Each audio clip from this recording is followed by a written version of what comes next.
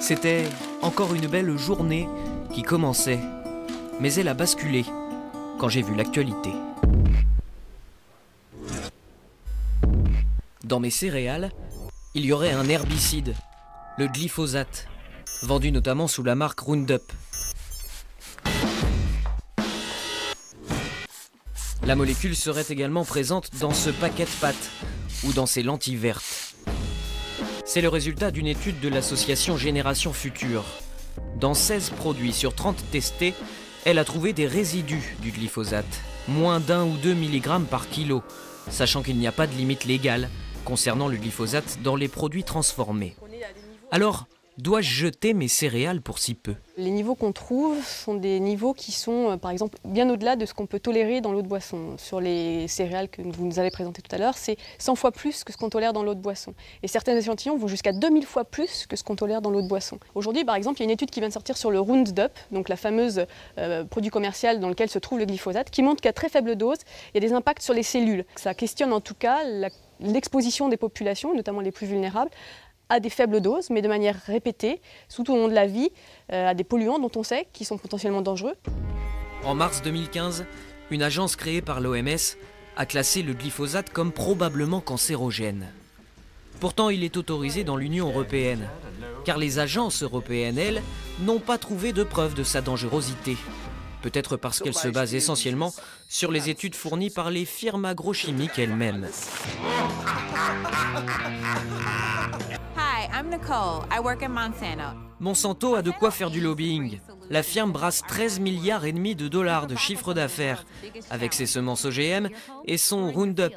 En 2015, Monsanto estimait que 200 000 agriculteurs et 3 millions de jardiniers l'utilisaient en France. Regarde-la bien. Parce que dans 48 heures, avec mon Roundup Express, elle fera moins la maline. Si ça marche en 48 heures, je me fais danseuse. Mais aujourd'hui en Europe, le glyphosate est à un tournant. L'autorisation de commercialisation expire en fin d'année. La Commission européenne a proposé de la renouveler pour 10 ans, mais la France s'y opposera. Et Nicolas Hulot espère rallier d'autres pays à sa cause. Une annonce qui a provoqué la levée de boucliers de la FNSEA et de certains agriculteurs qui craignent de finir sur la paille. La polémique actuelle énerve surtout les adeptes du non-labour. Pour enlever les mauvaises herbes sans brasser la terre, Vincent Guyot ne voit pas plus efficace, rapide et peu cher qu'une bonne dose de désherbant. Pour moi, c'est une solution écologique parce qu'elle permet de moins travailler mon sol, d'utiliser moins de gasoil, moins d'heures de tracteur, moins de pièces d'usure et donc de consommer moins de carbone. L'agriculteur enrage.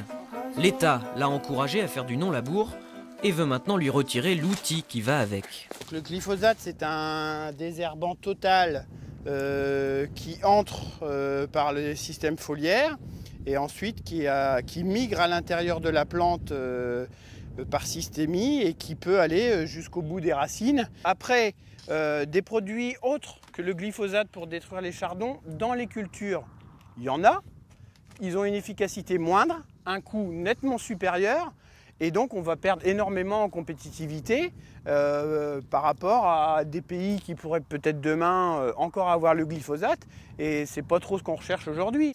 Est-ce que vous êtes d'accord pour en manger ? Oh, il n'y a pas de problème, avec plaisir. C'est les céréales qui sont dans l'étude de Génération Future. Oui. Oh bah il n'y a pas de souci. C'est pas dangereux pour vous ? Non. De toute façon, des traces de pollution, il y en a partout. Quand on cherche, on trouve. Avec moins d'entrain, cet agronome accepte lui aussi de manger. À votre santé. Face à la concurrence mondiale, il déconseille la sortie brutale du glyphosate et demande encore du temps pour forger une alternative. On a déjà trouvé le moyen de réduire les doses progressivement.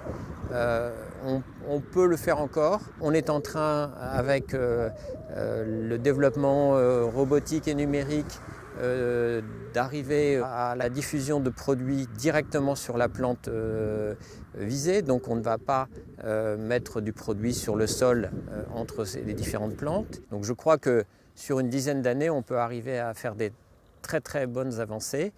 Le Premier ministre Édouard Philippe s'est exprimé pour une transition progressive, mais il n'a pas fixé de calendrier. Les agriculteurs continueront donc d'utiliser un produit suspect, au moins à l'étranger, Et moi, je n'ai plus qu'à digérer la triste réalité.